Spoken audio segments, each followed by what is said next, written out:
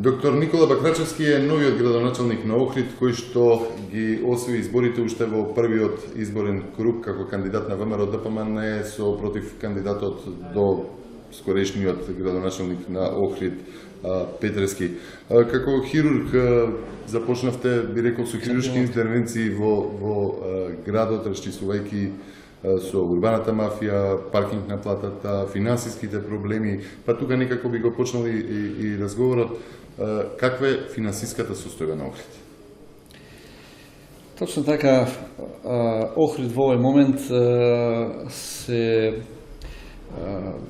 среќава со крупни проблеми. На почетокот на мојот мандат, како обврска која презадов на себе беше расчистување со сложената и можам да кажам катастрофална финансиска состојба која што ја затекнав. Веднаш ангажирав стручни служби од локалната самоуправа, меѓутоа побарав помош и од надлежните институции при Министерството за финансии, од каде што добив еден тим кој што работеше на расчистување на состојбата со задолжувањето на општината. После долгите анализи кои беа направени и прецизни анализи кои беа направени во локалната самоуправа, се направи анализа на структурата на задолжувањето на општина и можам да кажам дека во овој момент општина Охрид, односно локалната самоуправа, должи 32 милиони евра. Значи, тоа е вкупниот долг на локалната самоуправа без јавните предпријатија кои што произлегуваат од ова локална самоуправа. Во нив состојбата не е ништо порозова, само во едно јавно предпријатие, а тоа е Проаква, задолжувањето изнесува околу 9 милиони евра во овој момент. Можам да кажам дека од овие 32 милиони евра, дури 14 милиони евра се на список за присилна наплата, значи кај извршител. Сметката на општина Охрид е долго време блокирана и она што како куриозитет можам да го спомнам овде е дека дневниот долг, дневниот пораст на задолжувањето на општина Охрид изнесува дури 14.000 евра на ден.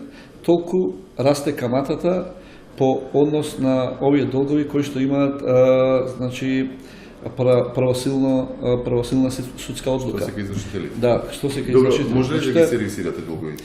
Ние веднаш пристапивме кон градење на стратегија и на план како да ги сервисираме овие долгови.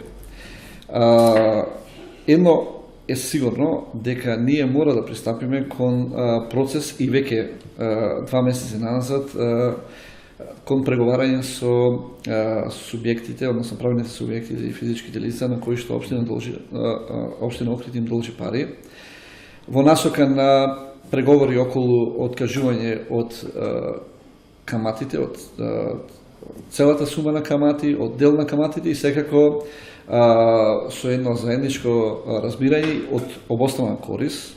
Значи, бараме од одредени субјекти да се откажат и од одреден процент од главниот долг. До сега преговорите одат одлично,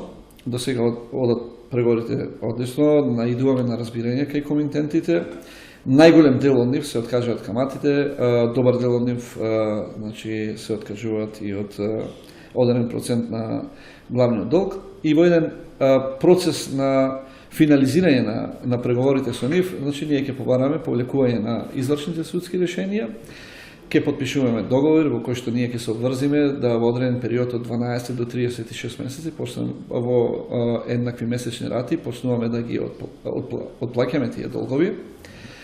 И секако дека еден од начините да ние бидеме способни и капацитетни да таа сума на пари кој што нас ни е потребна во текот на еден месец да исплаќаме према доверителите, ќе биде на начин со тоа што би требало да се зголеми приходната стапка на општината. Општина Охрид во овој момент има буџет од прилика од 10 милиони евра.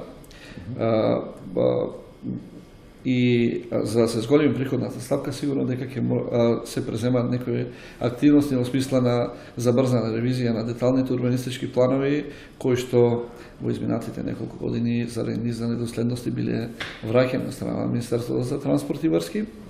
И со нивна реализација се разбира дека би се зголемила приходната ставка по основ на собирање на средства од комунали.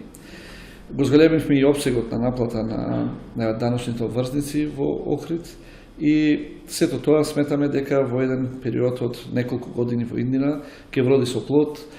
Сметаме дека за неколку месеци ќе одблокираме сметката, ќе почнеме редовно да ги исплаќаме и да ги сервисираме долговите према доверителите и ќе влеземе во една, ќе запливаме во некои постабилни води, каде што ќе можеме навремено да ги сервисираме долговите, меѓутоа и да издвојуваме средства за тековни трошоци кои што вообичаено треба секојдневно да ги Рековте дека давачките кон граѓаните и компаниите во Охрид сте ги покачиле за да може да испливате од оваа ситуација? Значи, давачките не се покачени, значи покачен е опсегот на наплата на долговите. Значи правиме напори и преземаме активности со кои што ќе се зголеми процентот на наплата на давачките, а не ги покачуваме давачките. Така. Да. Добро.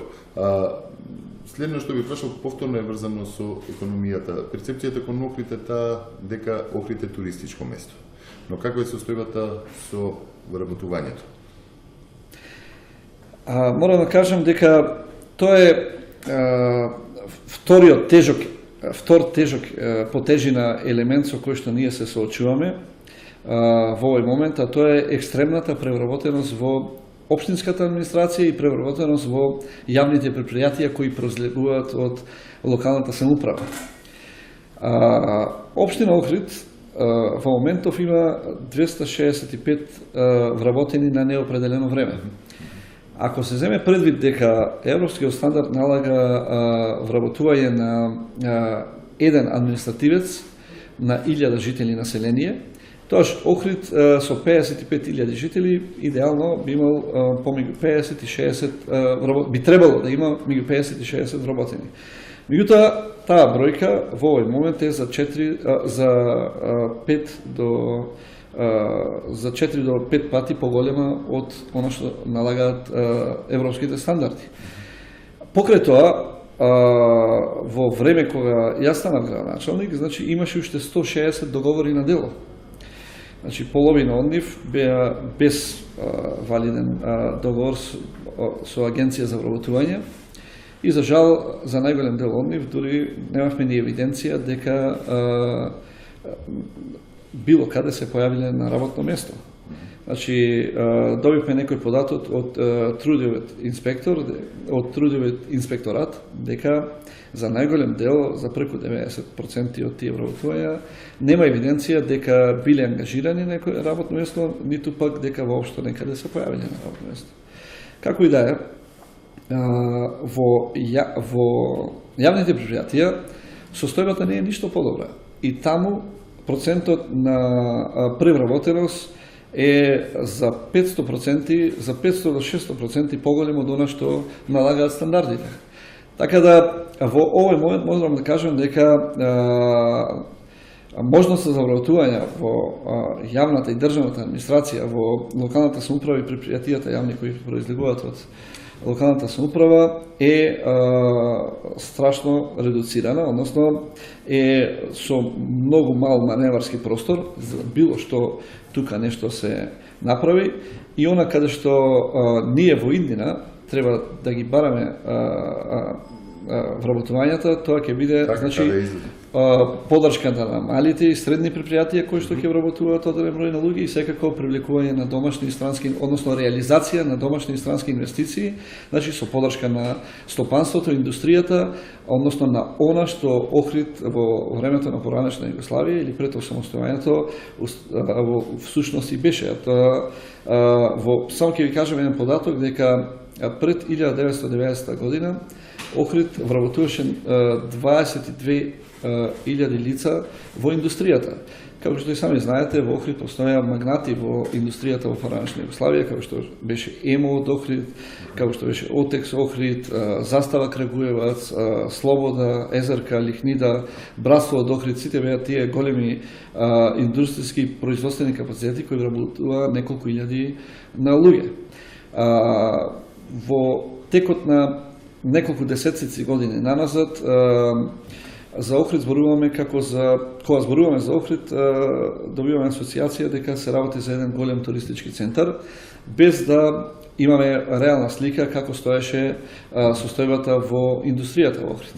Меѓутоа, после распадот на поранешна Југославија, голем дел од тие фирми престанаа да работат, дел од нив значи се приватизираа по погони, и најголем дел од работниците беа отпуштени од работа. Така да, во овој момент, според податок кој го добив од Стопанската комора на Република Македонија, Охрид е град со најголема невработеност. И таа невработеност излезува над 40% или за повеќе од 10% повеќе од просекот во Република Македонија. Исто така, во Охрид дури за 20% е помал бруто домашниот производ во однос на она што значи македонски просек. Така да, се на се можам да кажам дека она што ние го размислуваме за идниот развој на Охрид, односно локален економски развој, не е само сигурно дека приоритет ќе се даде на развојот на туризмот како основна дејност со која што се бават најголем дел од луѓето во Охрид, меѓутоа ќе мораме да се осврнеме повторно на развој на индустријата во Охрид, на она што Охрид годините пред тоа беше. Така да, како приоритет имаме за цел да брзо пристапиме кон изградба на една развојна индустријска зона.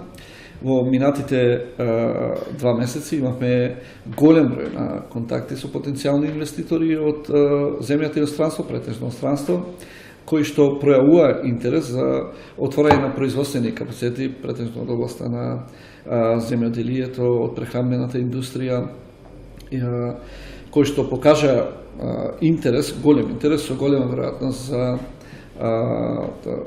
отворање на нови работни места. Меѓутоа, она што не му недостатува на Охрид е индустријска зона, бидејќи рековте дека треба да ги сервисирате долговите, тековните, апсолутно, со адекватно менаџирање со долговите и секако со зголемување на приходната стапка во буџетот, сметаме дека ќе имаме доволно средства да пристапиме кон изградба на нова индустријска развојна зона, која што ќе биде од мал до среден капацитет со можност за реализација на 5 до 6 инвестицијски зафати, кои што ќе можат во прв план да вработат од 400 до 500 луѓе и на некој начин да ја облажиме тешката состојба на населението во градот Охрид. Стојат ли проблеми на тој пат кон нова индустријска зона? Сигурно дека стојат проблеми. Јас повторно се враќам на она што значи фундамент на тешката состојба во која се наоѓа градот. Тоа е третата точка. Таа трета точка е непостоење на, односно Охрид има недостаток на земјиште кое што е во собственост на општина Охрид или собственост на Република Македонија. Една од препреките за брза изградба на оваа индустријска развојна зона е тоа дека единствената локација која што е погодна за градење на ваква зона има се уште нерасчистени имотно-правни односи. И во оној дел кој што е собственост на Република Македонија има нерасчистени имотно-правни односи и тоа е сериозен проблем со кој што се среќа во охридската реалност. Значи, Охрид како ретко кој град во Република Македонија има малку земја во собственост на градот и на Република Македонија, а голем дел од земјиштето е трансформирано по пат на денационализација или еден добар дел од таа земја и продаден на приватни фирми или лица. Така да, тоа е третиот сериозен проблем со кој што се среќаваат охриѓани во овој момент. Доколку се успее со нели спасот во индустријската зона, колку луѓе би може да се запослат, дали се тоа домашни или странски? Претежно кажав дека во овие 2 месеци, изминатите 2 месеци доаѓа странски инвеститори, значи имавме сериозна најава за инвестиции во делот на прехранбена индустрија, значи инвеститори од Дубај дојдоа во Охрид и имавме сериозни преговори околу инвестирање во делот на прехранбена индустрија, односно поточно во производство на месо, на свежо месо, и според нивните најави, доколку значи, би се реализирала оваа инвестиција, значи би се вработиле само 200 луѓе во овој сектор, и имавме уште една најава од шпански производители на раноградинарски култури и конзервирана храна, кој што доколку се реализира значи нивната инвестиција, тоаш би се вработиле 400 луѓе на почеток на производство, односно на почеток на развој на таа инвестиција. Вие во сето ова не влеговте, сам го формиравте советот на татковци, кој свет членува таму и што се произлегува од тој совет на татковци? Значи, раководејќи се од ова сложена ситуација во која што се наоѓа Охрид, сметав дека е потребно во градот да ги ангажираме сите потенцијално корисни значи, ресурси, вклучително човечки ресурси, кои што ќе може да дадат свој допринос со своето искуство од минатото, со своето знаење, кои што ќе може на некој начин да помогнат во подигање на локалната економија во Охрид. За таа цел јас и во мојата програма имав предвидено и сега дојде време кога тоа ветување требаше да се оствари. И ги поканивме во принцип сите луѓе во Охрид кои што нешто значат и кои што имаат некој авторитет и реноме секој во својата област, меѓутоа и луѓе кои што постигнале резултати во минатото. За таа цел имавме намера да формираме совет на градски татковци или локален економски совет кој ќе вклучува луѓе експерти од различни области, значи во кој што реков ја вклучуваме експертската јавност од една страна, бизнес секторот, односно работодавците, институциите на локална самоуправа и секако представници на владата на Република Македонија. Сметам дека успеавме да направиме селекција од најдобрите во Охрид, секој реков во својата област, значи имаме тука е член на тој совет е министерот за странски инвестиции, министерот без ресор во делот за странски инвестиции, тоа е господинот Бил Павлевски. Имаме представник на Стопанска комора на Македонија, тоа е господинот Бранко Асевски. Имаме представници на научната фела, академици, експерти од факултетот за туризам и гостителство, експерти од областа на економијата, тука се службите на представници на институциите кои работат во склоп на локалната самоуправа, така да на едно место и секако бизнис заедницата од Охрид. На едно место ги собравме сите луѓе кои што нешто допринесе за овој град и кои што имаат желба посветено да му помогнат на градот да излезе од оваа економска криза во која што се наоѓа. И сметам дека токму формирањето на овој совет на градски татковци најде на голем публицитет кај граѓаните на Охрид и пошироко и секако дека е чекор кон реализирањето на нашите програмски определи во делот на економскиот развој на Охрид.